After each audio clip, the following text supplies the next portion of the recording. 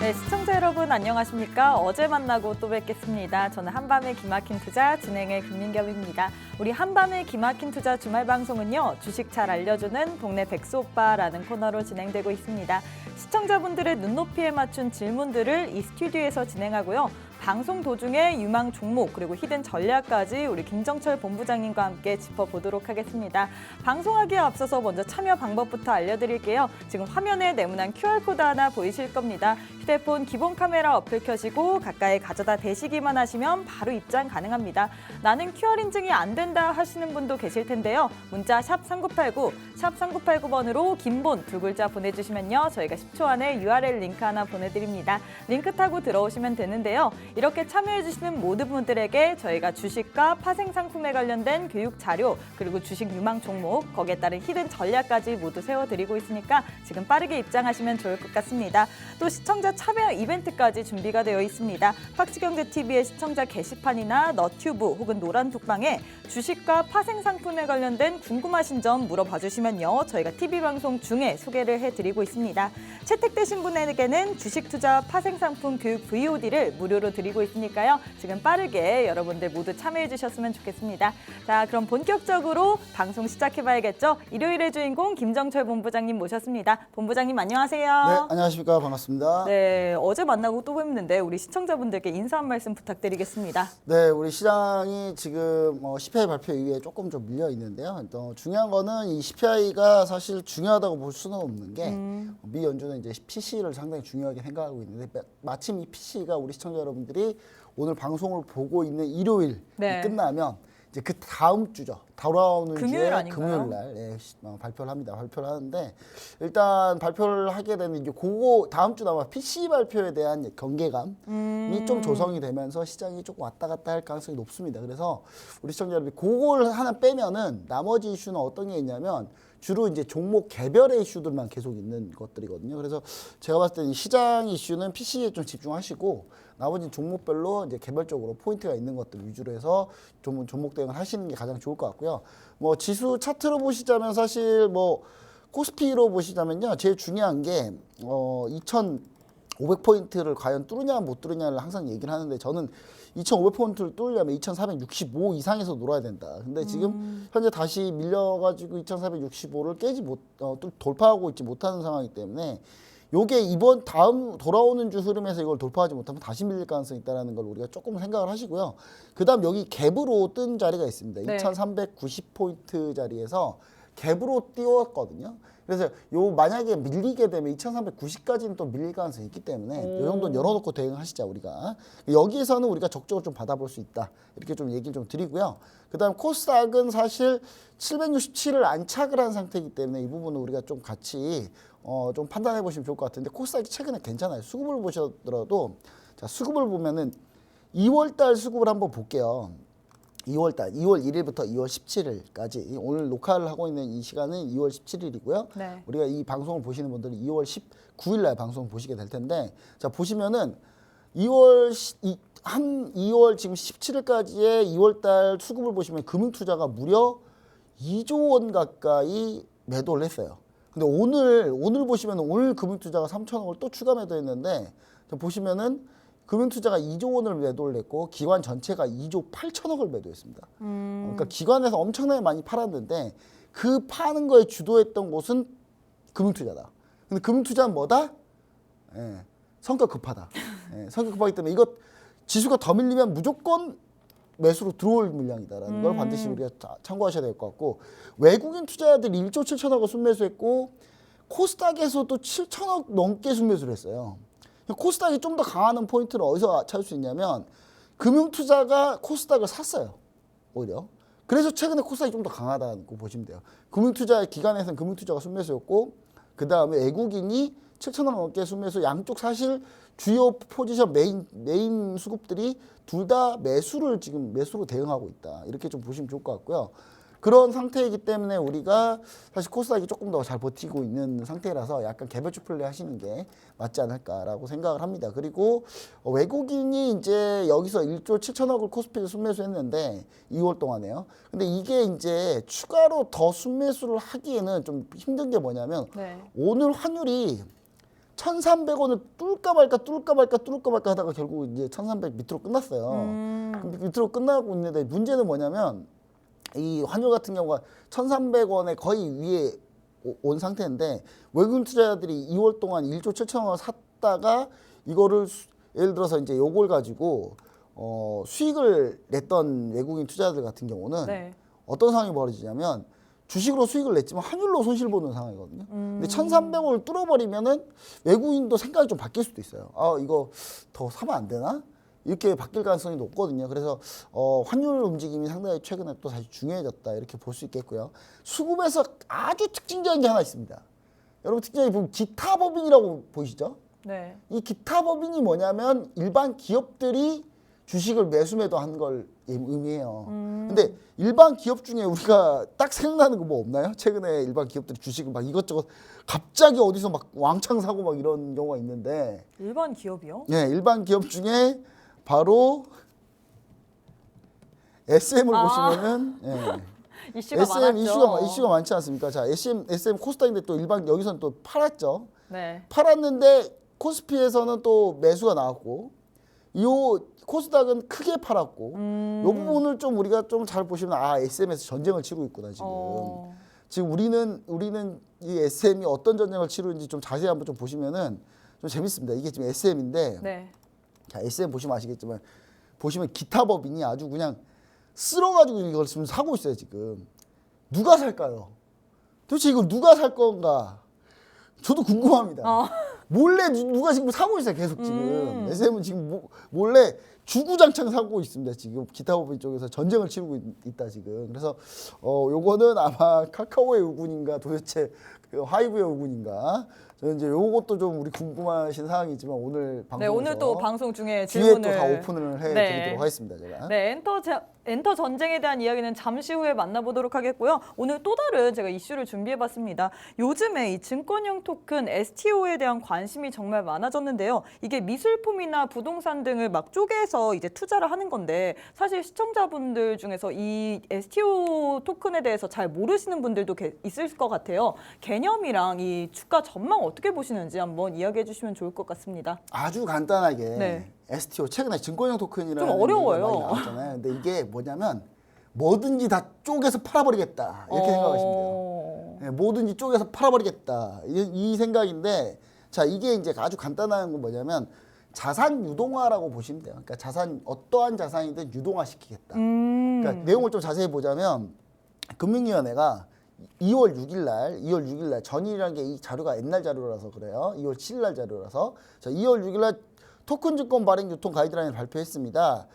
토큰 증권 여부의 판단 원칙을 제시하에 증권으로 분류되는 경우 자본시장법 규제를 적용하기로 했어요. 그러니까 원래 미술품도 네. 얘가 토큰 증권이 되는 순간 바로 자통법 안에 들어와요. 이제 그렇게 이제 법을 이제 바꾸기로 했죠.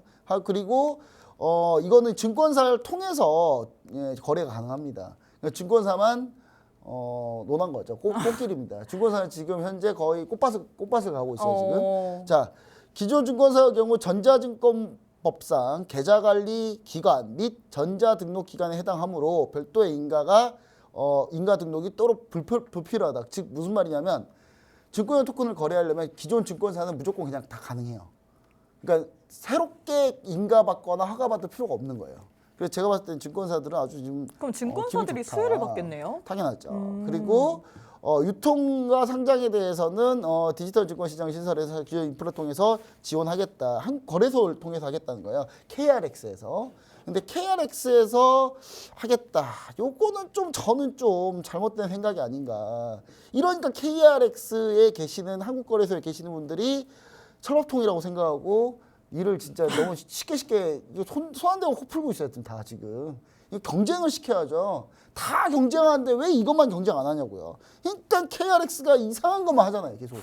아니 우리나라 국내 선물 시장 옵션 그렇게 좋은 시장을 규제해가지고 규제하면 우리나라 국민들이 국내 선물 옵션을 안 할 것 같습니까? 아니요. 해외로 가세요 다. 해외에다 수수료를 내고 있어요. 그냥 거래소는 도대체 생각이 있는지 모르겠어요 저는. 그러니까 개인적인 견해임을. 개인적 거래가 이거는 모두 다 비판하는 내용이에요. 모두 다 그래요? 왜 비판하는 내용이냐면 이 모든 이유 중에 하나는 뭐냐면 이 KRX 한국 거래소가 우리나라 단일 네. 거래소라서 그래요. 미국 가보세요. 거래소들끼리 경쟁하느라고 여러 정신 개죠. 없어요. 근데 여러 엄청나게 많은데 미국 거래소가. 근데 우리나라는 이거 하나 있다 보니까 이게 이분들이 진짜 제가 한국 거래소 가도 좀 편하게 인생 살겠어요. 워라밸 즐기면서. 네. 그냥 알아서 월급 잘 나오니까. 자, 그다음에 익숙한데 생소한 토큰 보시면 본질은 사실 이게 유가증권이다. 토큰이라는 거는 특정 블록체인 플랫폼에서 동작하는 응용 서비스에만 사용하는 암호화폐를 칭하는데 이 토큰 자체 이제 토큰이라고 부르는 거예요, 이거를. 네. 자, 지불형, 증권형, 유틸리티 이렇게 나뉩니다. 자, STO라는 건 뭐냐? 시크릿 토큰 오퍼링이라고 해가지고 기업을 주식시장에 상장하는 것처럼 이걸 IPO라고 하거든요. 근데 요거를 STO라고 해서 요거를 이제 새롭게 상장을 하는 거죠. 유수품을 쪼개서 상장. 네, 어떻게 해서 상장. 다 이렇게 가는 겁니다. 자, 증권형 토큰의 장점은 높은 유동성이 있고 거래 비용이 낮고 거래가 편의성을 갖게 된다. 왜냐하면 증권사 HTS 통해서 여러분들이 거래할 거기 때문에. 자, 그렇기 때문에 우리 해외 증권형 토큰의 사례들이 있습니다. 사례가 있는데 증권형 토큰 약 23조 원 정도의 시가총액을 갖고 있다고 해요. 2022년 7월 기준으로 했을 때는. 그리고 미국은 신생 벤처기업의 자금 조달 수단으로 STO를 승인한 상태고요. 또 이를 통해서 블록체인 기반의 스타트업, 블록스택 등 요 회사들이 자금을 많이 모집하고 있습니다. 지금 이제 미국은 상당히 이게 조금 약간 활발하게 돼 있고 거래 규모도 약 23조 원 정도 시가총액이 형성돼 있다라는 거 우리가 좀 알아주시면 좋을 것 같고 일본도 뭐 하는데 일본은 뭐 우리는 공부 좀 합시다. 일본 관심 없으니까 저는. 자, 그다음 즉 증권사 본질에 부합하는 상품이기 때문에 이게 증권사들한테는 지금 뭐 엄청난 꽃길이 열렸다 이렇게 보시면 좋을 것 같고요. 우리가 우리나라 사람들이 부동산을 에다가 한이 맺힌 분들이 많잖아요. 그래서 부동산이 한이 맺히신 분들이 부동산을 오히려 이제 증권형 토큰으로 거래할 가능성이 높다. 부동산을요? 쪼개가지고 잘게 쪼개가지고 부동산 근데 부동산 이미 리치펀드라 그래서 잘게 쪼개서 부동산을 거래할 수 있는 형태는 돼 있어요. 펀드로. 근데 이 펀드로 돼 있는 거를 이걸 그냥 개별 주식처럼 좀 바꿔주고 조금 더 직접적으로 또 와닿게 해준다는 거죠. 그래서 저는 이 부분도 좀 상당히 좀 괜찮다. 지금 보시면은 부동산, 골동품, 미술품, 인프라, 선박, 비행기 더 나아가 무형자산의 조각 투자가 가능하다. 자, 중요한 건 뭐냐? 저는 이것뿐만 아니라 우리나라가 여기서 우리가 딱 하나 치고 나갈 게 있습니다. 뭐요? 바로 IP에 대해서 지적재산권에 대해서 이거를 조각 투자하는 경우가 상당히 나중에 발달할 것이다. 그렇겠네요. 네, 그래서 제가 증권형 토큰 전문가가 되기 위해서 요즘 공부를 많이 하고 있어요. 제가. 그래서 되게 박식하신 것 같아요. 제가 미술품 그 감정평가하시는 분 제가 아는 분이 계시고요. 네. 부동산 감정평가사도 제가 아는 사람이 있고 제가 각 인프라가 잘 돼 있어요. 네. 이분들이. 그래서 이분들 인프라가 잘 돼 있어가지고 제가 나중에는 박승희 TV에서 요걸 선점을 한번 하시겠네요. 네, 제가 선점하겠습니다. 선점해서 이걸 한번 제가 해볼 생각이 있다라는 거 좀 얘기 드리고 IP가 뭐가 그런 걸 투자할 수 있을까요? 여러분 예를 들어서 나 혼랩인데 나 혼자만 레벨업이라는 웹툰이에요. 근데 네. 이 웹툰이 성공하기 전에 제가 이걸 발견했어요. 이거 괜찮겠다. 근데 이 IP를 가지고 계신 분이 이거 막 힘들어해요. 돈이 없어가지고. 네. 그럼 조달해가지고 딱 갔을 때 나는 요걸 왕창 투자하는 거죠. 그리고 요걸 가지고 이 웹툰이 나중에 드라마가 되고 영화가 되고 이거 가지고 뭐 이상한 것도 만들고 할 때마다 돈을 버는 거예요. 이제 그럼 방송 안 하시겠네요. 그러니까 예를 들면 그런 거죠. 네. 그러니까 그런 형태로 여러분들이 활용할 수 있다는 거예요. 그러니까 저는 IP가 조금 더 괜찮지 않을까. 그렇네요. 얘기 특히 들어보니까. 그 아이돌 같은 경우는 뭐 아이돌 카드들 뭐 이런 거 엄청 맞아요. 중요하거든요. 포켓 같은 것도 있고. 그래서 이제 그런 것도 또 나중에 이렇게 하지 않을까. 저는 약간 이렇게 좀 생각을 해보고 있어서 우리 시청자 여러분들 반드시 이걸 보시면 좋을 것 같고. 그럼 수혜주가 뭐냐? 네. 예, 제일 궁금해하실 노란색 거죠? 보시죠. 5분 채팅방에서. 이렇게 밀당을 하시나요? 하겠습니다. 자, 수혜주로서 증권사에서 제가 한2 종목 정도 있고요. 그 다음에 나머지에서 1-2개 정도 있는데 요거를 한번 노란색 보시죠. 오픈 채팅방에서 이제 얘기 좀 드리고 이제 제일 편한 건 뭐냐면 힌트는 뭐냐면요. 일단 온라인 기반이 잘 돼 있는 증권사가 무조건이겠죠. 그리고 현재 저 알 것 같기도 한데. 보통 시장 점유율이 보통 우리 시청자 여러분들 MTS 쓰다가 바꿉니까?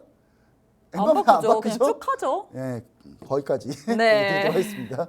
네, 이렇게 STO 관련된 전문가님께서 이야기해 주셨습니다. STO 관련돼서 우리가 또 수혜주를 찾아야 되는데 이 수혜주는 전문가님께서 오직 노란톡방 안에 입장하시는 분들에 한해서만 알려주신다고 하셨습니다. 우측 하단에 지금 네모난 QR코드 하나 보이시죠? 휴대폰 기본 카메라 어플 켜시고 가까이 가져다 대시기만 하시면 바로 입장 가능합니다. 그럼 오늘도 이 노란톡방에 올라온 질문들과 한 주간의 동향 확인해 봐야겠죠? 저희 방송은 녹화로 진행되기 때문에 실시간이 아니라는 점 꼭 참고해 주시면 좋을 것 같습니다. 그럼 오늘도 노란톡 메신저에 올라온 주요 내용들 한번 살펴보도록 하겠습니다.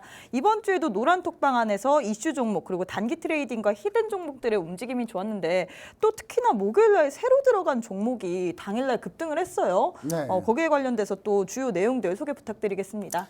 네, 일단 최근에 수익률이 이제 우리 시청자 여러분들이 생각할 때 이제 좀 잘 나왔다고 좀 보여지고 있고, 네.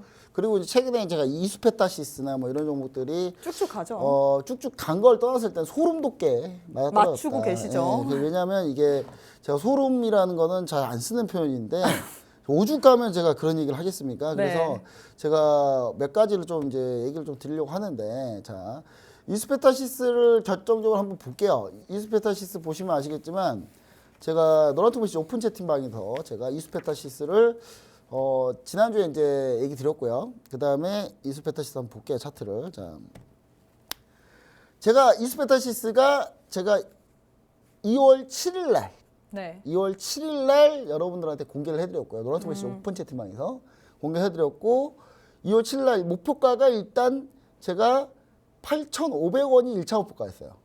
그러니까 2월 8일 날 바로 그냥 1차 목표가를 도달해버렸어요. 바로. 하루 걸렸죠. 하루. 자, 도달하는데 하루가 걸렸는데 1차 목표가. 2차 목표가가 얼마였냐? 8,900원이었어요. 8,900원. 자, 여러분 그 다음날에 고가가 얼마냐면 8,900원이었습니다. 오, 적중하셨네요. 적중을 떠나서 거의 칼같이 맞췄다. 칼이네요. 네, 칼같이 맞췄는데 이게 문제가 뭐냐면 네. 칼같이 맞췄다 보니까 이게 사람들이 8,900원에 다 못 걸어놨어요. 노란토브시 오픈 채팅방 계시는 분들이. 그래서 8,900원을 그냥 딱 찍고, 물론 미리 걸어놓으신 분들은 2차 목표까지 수익 실현을 다 완료를 했죠. 네. 그리고 해피한데 몇 분들은 8,900원에 걸어놨는데도 체결이 안 된 분들이 있었고. 그러다 보니까 이제 좀 사람들도 힘들어했죠. 그래서 왜 남들은 수익 나는데 이게 그러고 나서 쭉 밀려버렸어요. 이스페타시스가. 이게 AI 관련주이고 AI GPU 칩, 그러니까 반도체의 기판을 만드는 회사거든요. 그러니까 AI가 계속 커지면은 결국은 이 반도체 기판 시장도 커질 수밖에 없다. 왜냐하면 반도체를 할 때 GPU라는 칩은 AI의 필수적이기 때문에. 근데 그 GPU라는 칩이 엔비디아가 만드는데 엔비디아가 그 GPU 칩만 가지고는 이런 데다 못 넣거든요. 네. 그럼 어디다 넣어야 된다? 서버에다 이런 데 넣으려면 결국 GPU 기판 내에다 넣어야 되는데 그 기판 만드는 회사가 바로 이스페타시스입니다. 근데 이 이스페타시스가 그래서 AI 관련주로 제가 얘기 드렸는데 그리고 목표가를 찍자마자 이틀 연속 그냥 급락해 버렸어요. 그래서 제가 그냥 과감하게 여러분한테 얘기했습니다. 다시 사라. 괜찮다. 다시 사라. 못 파신 분들 걱정하지 마라. 이제 목표가 잡아드린다. 라고 했는데 제가 목표가를 그 뒤로 어떻게 잡았냐.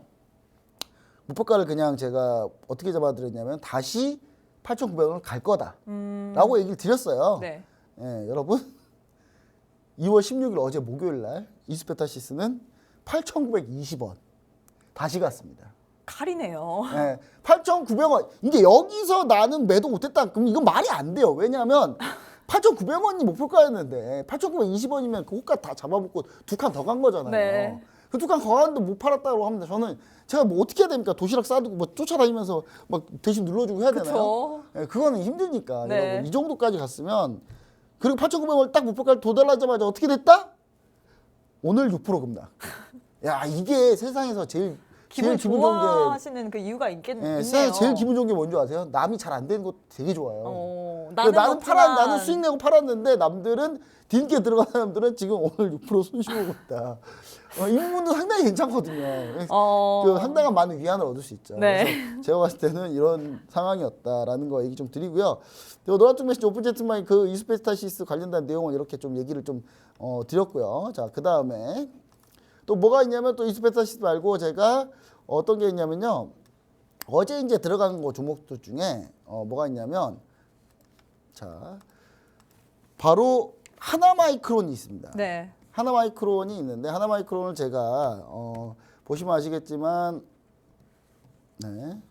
하나마이크론을 자 반도체 패키징 업체입니다. 자 패키징 거의 어깨 손들어 보시면 될 것 같고요. 제가 하나마이크론 매수 이렇게 얘기 드리고 반도체 패키징 소재 재료하고 손두고 시가총액 7천억인데 이 하나마이크론 회사가 재밌어요. 자회사가 하나머티리얼즈라고 있습니다. 그러니까 하나마이크론은 반도체 장비를 하는 회사고 하나머티리얼즈는 반도체 소재를 하는 회사예요. 근데 자회사가 7천억인데 시가총액 7천억이에요. 근데 하나마이크론 모회사는 5천억밖에 안 돼요. 7천억짜리를 가지고 있는 회사가 시가총액이 5천억밖에 안 돼요. 너무 저평가잖아요. 근데 심지어 실적도 750억 원 정도로 시가총액 5천억, 1년 실적이 750억 원 영업이 순이익이면은 5천억이면 엄청나게 저평가돼 있거든요. 그래서 제가 요걸 아침 8시 약 52분에 올려드렸어요. 8시 50, 아직 개장 전에. 네. 어제 개장 전에. 근데 그럼 하나마이크론이 어떻게 됐나. 뭐 이렇게 됐습니다. 하나마이크론이. 자, 어제 시초가 땅 출발하자마자 어제 8%까지 찍었네요. 어제 바로 8%까지 찍고 오늘은 좀 3% 밀렸는데 요 정도면 뭐 충분히 다시 재접근할 수 있다. 우리 시청자분 늦지 않았다. 다 반도체 장비주 왜 있어야 됩니까? AI 때문에 제가 봤을 때는 반도체 장비주들이 크게 꺾일 가능성이 없고요.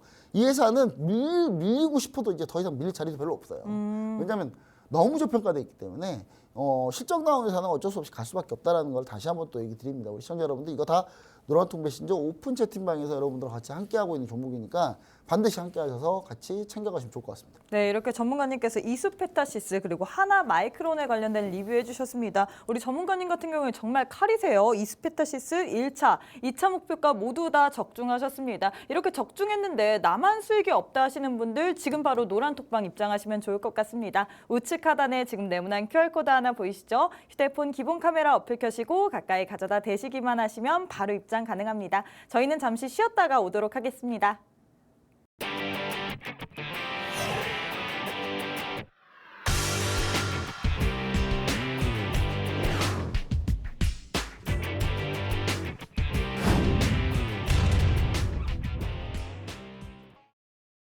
네, 첫 번째 이슈 가보도록 하겠습니다. 러시아가 우크라이나 상공에 정찰용 비핵물체를 띄운 것으로 파악됐습니다. 지난 15일 날 로이터 통신은 최근 러시아의 정찰 풍선으로 추정되는 비핵물체 6개가 우크라이나 수도 키이우 상공에서 포착됐다면서 우크라이나 공군은 즉각 해당 풍선을 격추했다고 밝혔는데요. 우크라이나는 해당 풍선들은 정찰 목적뿐 아니라 실탄을 소지하기 위함도 있다며 우크라이나군을 교란시키려는 목적도 있을 것이라고 밝혔습니다. 오늘도 러시아, 우크라이나 관련된 전황 그리고 투자 아이디어까지 한번 진행해 보도록 하겠습니다.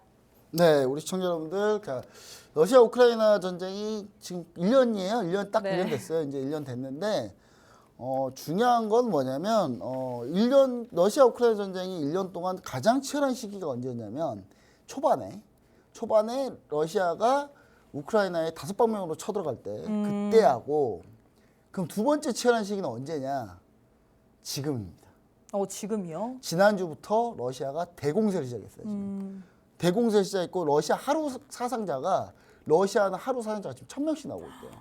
우크라이나는 이제 전체적으로 뭐 집계는 좀 안 되고 있는데, 그러니까 러시아가 하루에 1,000명씩 소진해 가면서 지금 대공세를 시작을 했습니다. 다시 시작을 했는데 주로 격전지는 이쪽 보시면은 지도 보시면은 이 동부의 바흐무트라는 곳인데 이 바흐무트가 도네츠크하고 루안스크로 이어지는 교통 요충지예요. 네. 여기를 잡는 게 제일 중요한데 이 바흐무트로 지금 러시아군이 엄청나게 지금 대군을 보내고 있는데 우크라이나군이 철수할 것 같아 보였는데 우크라이나군도 버티고 있어요. 그래서 지금 심지어 우크라이나가 지금 여기다가 추가 병력까지 다 증파해 놓은 상태라서 지키겠다는 의지가 아주 강력하죠. 제가 이거 전투 영상을 봤는데 우크라이나군이 계속 방어를 하는 모습을 봤는데 그 밑에 보니까 탄피가 무릎까지 수북이 쌓이더라고요. 그러니까 계속 싸우다 보니까 이 정도 좀 치열하다 지금. 이 정도 치열하고 지금 러시아는 최근 제가 알기로는 최근 사상자가 890명 정도 나왔거든요. 그러니까 거의 1,000명 육박하게 매일같이 나오고 있다. 이렇게 보시면 좋을 것 같습니다. 자, 바흐무트에서 치열한 공방전 계속되고 있고요. 이 바흐무트를 계속 쳐들어가고 있는 러시아군은 러시아군이 아니라 바로 러시아 소속의 용병부대인 와그너 그룹이에요. 이 와그너 그룹은 전부 다 어떻게 구성이 됐냐. 와그너 그룹이 지금 한 5만 명 정도가 조금 넘는다고 하는데 네. 이 중에 4만 명이 죄수예요. 죄수들이죠. 죄수들. 죄수들한테 가서 야 너네 6개월만 싸우면 너네 해방이야. 그러니까 죄수들이 왔어요. 근데 이 죄수들을 데리고 어떻게 하고 있냐. 총알바지로 쓰고 있어요. 그러니까 너네 빨리 앞으로 가. 그 죽죠. 죽으면 걔네 죽으면 이제 정규 부대가 다시 들어가서 탈환하고 이런 식으로 하고 있는데 러시아군 사상자가 지금 엄청나는데 우크라이나도 엄청나겠죠. 근데 우크라이나가 역시 총력방어하고 있는데 러시아군 하루 사상자 1,000명 정도 나오고 있고 마약 군인까지 동원하고 있습니다. 그게 뭐냐면 죄수들이 가라고 안 가니까 네. 마약을 먹이는 거예요. 먹이고 빨리 앞으로 가. 그래서 정신 거기서 못 다 죽죠. 차리게. 예. 심지어 우크라이나 군이 막 쏘는데 저 정도면 거의 사람이 아파서 죽어야 되는데 뭐 좀비처럼 걸어온다고 하더라고요. 그 정도로 현재 지금 전쟁 상황이 그렇다라는 거고요. 지금 이게 이제 러시아군도 이게 좀 와그너 그룹이 이제 용병부대잖아요. 푸틴의 요리사. 네. 그 요리나 열심히 할 것이지. 예, 그냥 뭐 용병부대 만든다고 자기가 온갖 똥폼은 다 잡고 다니고 있더라고요. 그래서 보면 어떻게 하냐면요. 이 와그너 그룹 수장이 어떻게 하냐면 막 우크라이나 젤렌스키 대통령한테 전투기로 1대1로 붙자 뭐 이런 막 이상한 소리를 하고 다녀요. 이분 제정신 아닌 것 같아요. 제가 볼 때는. 근데 이분이 이제 어떻게 진행을 하고 있냐면 이 어떤 사건이 벌어졌냐면 이제 그 와그너 그룹의 이제 중간 간부가 전쟁 중에 부상을 당해요. 그랬더니 와그너 그룹의 그 밑에 사병들 4명이 그 사람 몰래 데리고 가서 치료를 해주는 게 아니라 막 삽으로 막 패더라고요. 왜요? 하극상이죠. 아. 그러니까 상관을 하극상하고 있어요. 그럴 정도로 지금 이 전쟁이 지금 완전히 지금 난장판이다 지금. 그러고 있는 상황이다 이렇게 보시면 좋을 것 같고 러시아가春계 봄에 대공세를 하겠다라고 했는데 이미 시작된 게 아닌가라는 생각으로 전쟁이 갑자기 2주 전부터 치열해지고 있어요. 갑자기 이게 또 아니 이렇게 좀 소강 상태였다가 지금 갑자기 좀 이렇게 치열해져서 지금 상황이 어떻게 될 것인지가 약간 좀 궁금하고요. 그 시청자 여러분들 자꾸 러시아 우크라이나에서 뭐 휴전하겠다, 휴전 가능성이 있다 믿지 마세요. 이거 휴전 가능성이 거의 없어요. 제가 봤을 때는 이 정도면 거의 끝까지 가자 분위기이기 때문에 이게 지금 영상 보시면 이 화면 보시면 이게 바흐무트 시내인데 온전한 건물이 하나도 없습니다. 지금. 이 정도 상태예요. 이 정도 상태고 그 영상에는 어떤 것도 올라오냐면 그 바흐무트 시민들이 피신하다가 네. 폭격 때문에 막 바로 앞에 포탄 떨어지고 막 이런 영상들이 계속 올라와요. 그래서 상당히 좀 치열하다. 지금 현재 상황이 그렇다. 좀 보시면 좋을 것 같습니다. 자, 이걸로 이제 우리 투자 아이디어 이제 뭐 뽑을 대로 많이 뽑아놨는데 많이 뽑은 것 같은데요. 그래서 추가로 볼 건 계속 있다. 자, 보시면은 일단 레이크 머티리얼즈 화학주인데 네. 그래도 유가 반등을 현재 보고 있어서 그 레이크 머티리얼즈가 마침 또 저평가돼 있고 실적이 사상 최대이기 때문에 이 종목을 얘기 드렸는데 레이크 머티리얼즈가 실제로 실적이 사상 최대가 나왔습니다. 나왔고 요걸로 급등이 나왔어요. 급등이 나와서 지금 현재 레이크 머티리얼즈는 우리가 공략이 성공했다. 노란통메시지 오픈 채팅방에서 제가 공개를 해드렸고 이 TV 방송에서 히든 종목으로 드렸던 종목입니다. 이 종목이 결국 수익 실현을 완료했다. 지금 이제 이번은 거의 뭐 수학의 계절이에요. 지금 현재 상황은. 자, 농산물, 곡물 관련주 보지 말자. 계속 얘기 드립니다. 자, 방산주 중에 뭐 제공약하고 한국항공주 제공약에서 보유했는데 또 수익이 별로 안 좋습니다. 그건 지금 안 좋아요. 예. 한국항공우주를 우리가 집중적으로 하고 있는데 이거 지금 조금 안 좋아요. 조금 안 좋은데 계속 보입니다. 원래 좋았어요. 좋았는데 한순간에 밀리더라고요. 한순간에. 보시면 아시겠지만 한국항공우주 보시면 아시겠지만 이게 사실 2월 14일까지 회피했어요. 근데 갑자기 이날 마이너스 7%를 때리더니 오늘 추가로 좀 밀렸는데 그래도 우리가 자 보시면 아시겠지만 1월 6일 날 43,300원까지 버텼는데 네. 뭐 지금 여기서 우리가 뭐 못 버티겠습니까? 좀 더 버텨보자. 지금 손실 전환한 거 맞아요. 이제 오늘부로 살짝 손실 전환했습니다. 자, 그 다음에 추가로 보자면 저희는 항공우주도 있지만 네. 제노코가 있었다. 이번 주에 이제 저희는 제노코를 다 수익 실현해서 모두 매도 완료했다. 제노코 수익은 약 20% 가까이 내신 분도 계시고요. 제노코를 오래 보유하신 분들도 있는데 이분들은 이제 수익은 이제 크지는 않았는데 여튼간에 제노코는 우리가 최근에 제공량한 뒤로 바로 수익을 좀 크게 올렸다. 이렇게 좀 보시면 좋을 것 같고 이 제노코도 여러분 어떤 거였다? 이 노란 통 보시죠. 오픈 채팅방 히든 이 종목. TV 방송의 히든 종목이었다라는 거 다시 한번 얘기 드립니다. 자, 그다음 자 우크라이나 재건 관련주인데 도대체 저는 우크라이나 재건 관련주, 사우디 네옴시티 관련주 이거를 도대체 어떤 컨셉으로 잡아야 될지 모르겠어요. 이게 이제 좀 시세가 거의 다 하지 않았나 하는 생각은 좀 있어요. 왜냐하면 지금 차트를 한번 보실게요. 차트를 한번 보시면은 자 대표적으로 관련주 중에 가장 대장주라고 할 수 있는 건 현대건설기계인데 현대건설기계를 한번 보시자고요. 현대건설기계 보시면은 자 밀렸다가 한번 슈팅 나왔다가 밀렸다가 한번 슈팅 나왔다가 오늘 또 슈팅 나왔어요 또. 종무 잡을 수가 없어요 지금 현재 상황이. 그래서 현대건설기계를 조금 이제 대장주격으로 놓고 좀 보시면 좋을 것 같고 일단은 관망을 하고 있습니다. 그다음 현대 에버다임도 마찬가지야.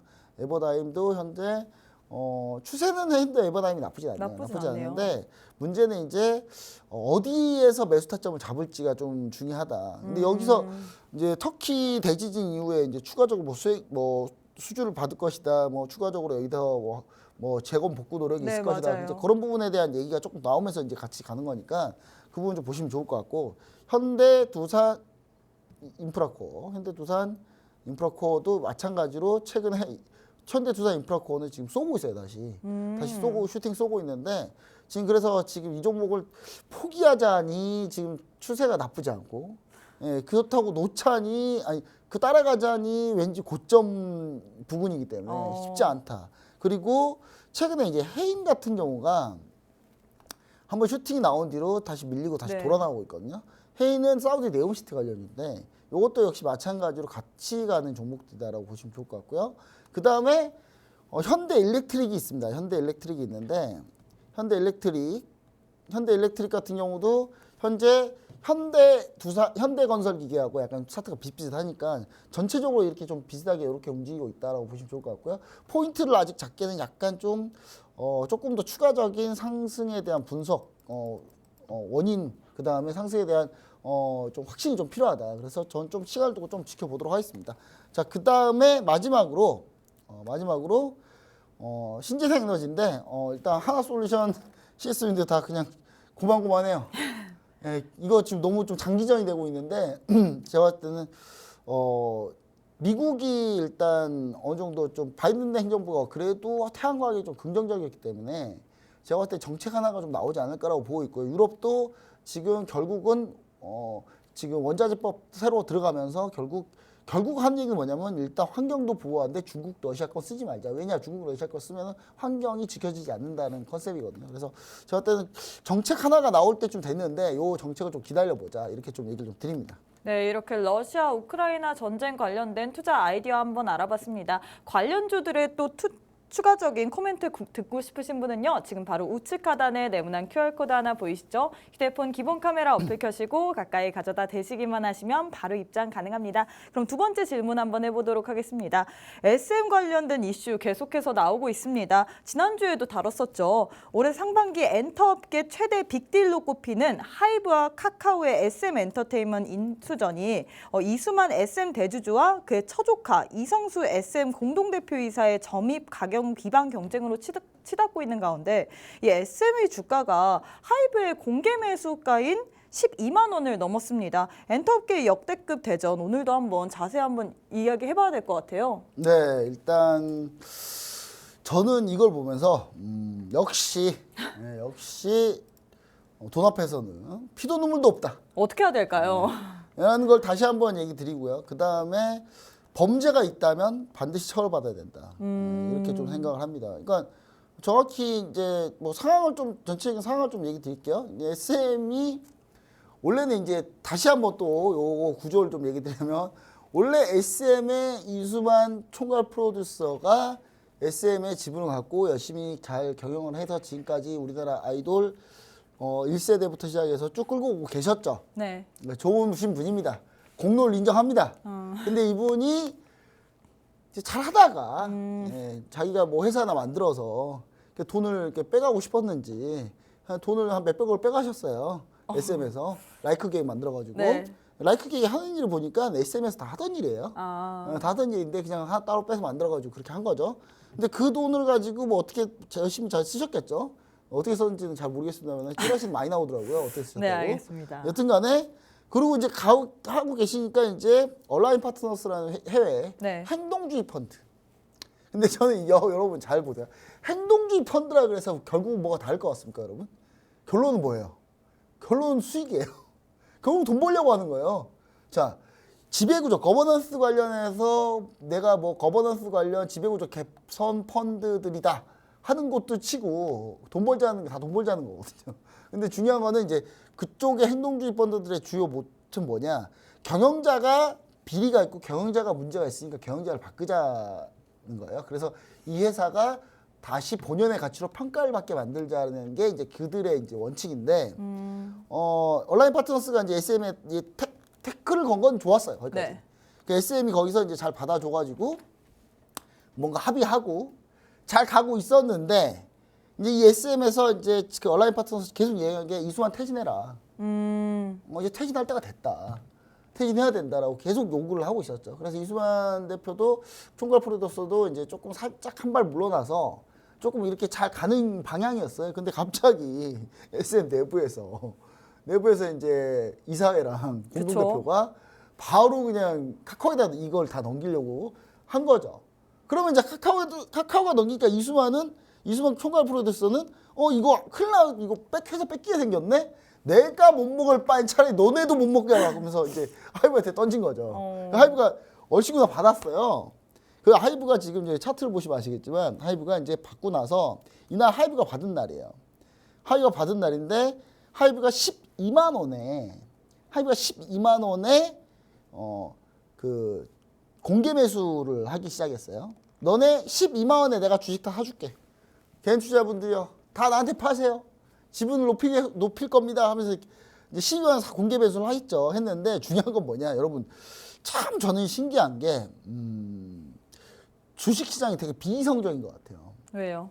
자, 2월 10일 날 보시면 아시겠지만 이게 SM 주가가 11만 원 밑으로도 떨어졌었어요. 12만 원에 사주겠다고 하이브가 했는데 주가가 11만 원이었단 말이에요. 네. 지금 13만 원 가까이 되지 않아요, 지금? 지금 이제 넘어섰는데, 자, 원래 12만 원에 하이브가 사주겠다고 했죠. 그러면 이제 주가가 그러면 어디까지 올라가야 정상이에요? 12만 원 근처에 있어야 정상인 거예요. 근데 11만 원까지 떨어졌단 말이에요. 네. 11만 원, 그러니까 올랐는데 12만 원까지 가지 않았단 말이에요. 갭이 10,000원이에요. 이거 무조건 먹는 수익이거든요, 여러분. 여러분, 단 며칠만 들고 있으면, 그러니까 한 달도 안 되는 기간에 들고 있으면은 수익률이 약 7, 8%가 나오는데 아무도 안 하더라고요. 왜 안 하지? 난 도무지 이해를 할 수가 없어요. 왜냐면 아니 12만 원에 사주겠다잖아요, 하이브가. 여러분 이런 걸 뭐라고 하는 줄 아세요? 거저먹는 수익이에요, 이게 바로. 근데 왜 안 하시냐고. 나는 톡방에서 이걸 열불을 내. 난 도대체 왜 안 하세요? 이런 거 계속 얘기하시던데. 왜 안 하십니까? 이런 거 진짜 이해가 안 돼요. 저는 이게 이해를 할 수가 없는 게, 아니 12만 원에 사주겠으면 나 같으면 지금 11만 원에 10,000원 그냥 먹는 거잖아요. 네. 땅 파보세요. 10,000원 안 나와요. 500원도 안 나와요. 땅 파보세요. 100원도 안 나오죠. 그냥 먹는 거예요. 근데 왜 안 하시냐고, 왜. 그래서 이제 결국은 12만 원에 하이브가 사주겠다고 하니까 결국 12만 원 근처로 가죠. 결국은 주가가. 네. 그냥 주가가 12만 원 근처까지 가는데 3일이 걸려요. 자, 이런 걸 아비트리 차익거래인데 이런 거 진짜 이거 거저먹는 건데 이 거저먹는 걸 다 안 하시길래 여튼간에 그러고 있는 상태인데 이게 주가 갑자기 뚫어버립니다. 15일 날. 네. 2월 15일 날 왜 뚫었냐? 온라인 파트너스 대표분이 저기 산푸땡 TV 나가요. 산푸땡 TV 나가서 SM은 30만 원에 공개 매수해야 된다. 라고 해버린 거예요. 근데 이 온라인 파트너스도 문제가 많은 게 뭐냐면 이거 그런 데 가서 30만 원 공개 매수 얘기하고 시세를 거기까지 올려야 된다 이런 얘기를 했단 말이에요. 이거 시세 조정 불법이에요. 지금 금융감독 뭐 하고 있나요? 그 잡아가야 돼요. 아니 그러니까 양쪽 다 지금 난장판이에요. 지금 보면은 우리 개인 투자자도 멘붕이 와서 그런지 정신이 없어서 그런지 거저 10,000원 먹을 수 있는 것도 안 하고 온라인 파트너스 행동주의 펀드라고 해서 갖고 뭐 유튜브 방송 나가가지고 시세 조정이나 하고 있고 이거는 제가 볼 때 형사처벌 대상이에요. 진짜 이거는 이거는 자세히 제가 봤을 때는 수사당국에서 한번 봐야 돼요, 이거. 네. 아니, 대놓고 이렇게 가격을 어디까지 가야 된다 이런 얘기 하는 건 시세조정 행위에 해당한단 말이에요. 이거 상당히 위험한 발언이었거든요. 근데 그거를 진행하니까 바로 그날 주가가 12만 7,900원까지 뛰어버렸죠. 네. 예, 뛰어버렸습니다. 12만 7,900원까지 뛰니까 갑자기 하이브한테 엄청 유리해졌었거든요, 원래. 네. 12만원 공개 매수하고 딱 하이브한테 유리해졌었는데 갑자기 12만원을 넘어버리니까 누가 하이브한테 팝니까, 이걸. 그쵸. 그러니까 여러분 보세요. 지금 주가가 13만 원이잖아요. 13만 원인데 하이브가 12만 원 사주겠대요. 왜 팔아요, 거기다가. 그쵸. 13만 원인데. 그냥 장중에 팔면 되는데. 이게 하이브가 또 불리해진 거예요, 이게 또. 그러니까 어떻게 될지 모르겠네요. 그러니까 여기까지는 카카오가 유리했다가 네. 이날 갑자기 하이브가 유리했어요. 하이브가 며칠 유리하다가 갑자기 언제 공개 매수가 12만 원 넘어선 순간 하이브가 또 불리해지기 시작했고 다시 오늘 이제 이수만 총괄한테 저격을 했죠. 어제 그쵸. 저격하면서 이수만 총괄은 횡령도 있고 자세히 보면 불법이 있다. 제가 말하는 내용을 들어봤는데 거의 형사처벌감이에요. 이수만 총괄은 이거 형사처벌 안 해, 수사 안 해도 문제가 있어요. 이거 왜냐면 내부 고발이거든요. 이제 제가 봤을 때는 징탕 싸움 가는 거죠. 그러면 이제 하이브는 생각을 해보니까 이 카드를 받자니 출혈이 클 것 같은 생각이 이제 들겠죠. 왜냐면 이수만 백기사이기도 하고 이수만 총괄이 뭔가 약간 좀 깨끗한 이미지가 그나마 좀 있어야 되는데 라이크 계획 때문에 안 그래도 지금 별로 이미지 안 좋은데 거기에 횡령 이게 사실이야? 그러면 손잡은 하이브는 횡령한 사람 구해주려고 같이 하는 거잖아요. 이미 더 이상해지는 거예요. 그러니까 하이브가 포기할 가능성도 있지 않을까 했는데 제가 그때 아까까지 뉴스 봤을 때는 포기를 안 할 가능성은 높은 것 같아요. 이게 왜 그러냐면 뉴스를 계속 봐야 돼요. 왜냐하면 며칠 전에는 화요일날 지난 화요일날에 어떤 일이 있었냐면 CJ가 갑자기 카카오 편에 서겠다. 맞아요. 뉴스로 제가 열심히 방송 작성했어요. 작성했는데 방송 딱 하려고 하는데 갑자기 아니라고. 네, 갑자기 근거 없는 그니까요. 예, 힘들어 죽겠어요, 진짜. 뭐 계속 뉴스를 내가 계속 봐야 되는 것도 아니고 하루가 멀다 하고 지금 진짜 이러고 매일매일 있으니까. 터지는 것 같아요. 예, 이게 지금 우리 시청자 여러분들 하여튼 그럼 SM 도대체 어떻게 할 것이냐. 일단 3월 주총 가자. 스트레스 받으니까 여러분 저는 그냥 수익이 좀 크게 나신 분들은 수익이 많이 나신 분들 있죠. 네. 수익이 많이 나신 분들은 그냥 정리하자 여기서. 아. 예, 제가 머리가 너무 아프다 이거 머리 아파서 이거 뭐 어떻게 해보겠습니까 이거? 자, 그래서 SM 같은 경우는 지금 현재 13만 원 정도 됐으면은 제가 봤을 때는 이거 어차피 3월에 주총 끝나면 이거 주가 밀릴 가능성이 높습니다. 왜냐하면 SM 무리해서 많이 올려왔기 때문에. 네. 그래서 제가 봤을 때는 SM을 좀 수익이 많이 나신 분 정리하시고 수익이 별로 안 나신 분들은 일단 주총까지 가보자. 대신 기술적으로 봤을 때 딱 자리를 잡아보자면 11만 4천 원 깨지면 그냥 매도한다는 생각하시고 이 정도까지는 계속 갖고 계시고 11만 4천 원으로 다시 주가가 다운이 됐어요. 다운이 됐는데 하이브가 12만 원 공개 매수 아직 철회하지 않았다면 그냥 하이브한테 파세요. 그냥 12만 원에 팔면 돼요, 바로. 장중에 팔지 마시고. 예, 근데 하이브가 철회할 가능성도 있기 때문에 우리가 그 부분도 좀 생각을 해보자 라는 걸 좀 얘기 드리고 하이브 한번 볼게요, 주가. 자, 엔터 하이브. 자, 복잡합네. 이게 너무 복잡해서 이게 참 어떻게 될지 모르겠어요. 주총 가봐야 알아요. 자, 하이브가 왜 여러분 왜 하이브가 왜 꼬꾸라지겠습니까? 이수만 총괄이 이수만 총괄이 그나마 좀 이미지가 좀 유지될 줄 알았는데 네, 이미지 유지가 안 되는 거죠. 이렇게. 그 뒤로 이제 하이브 물 건너간 거 아니냐라는 얘기. 안 그래도 하이브가 SM을 인수하게 되면 반독점 규제에 걸리는 거 아니냐 하면서 막 별의별 얘기가 많이 나왔기 때문에 하이브가 지금 주가 다시 꺾이고 있습니다. 꺾이는데 외국인은 옳다고 나오고 사고 있어요. 예. 그래서 저는 하이브가 첫 이제 진입하고 1차 목표가 도달해서 반 수익 실현했는데 나머지는 지금 현재 어떻게 됐냐? 손실 전환했어요. 손실 전환했는데 계속 보유합니다. 계속 보유하고 끄고 갈 생각입니다. 자, 카카오가 사실 이제 CJ가 카카오 편에 쓴다는 뉴스를 봤을 때 저는 좀 눈을 내가 잘못 보고 있는 거야?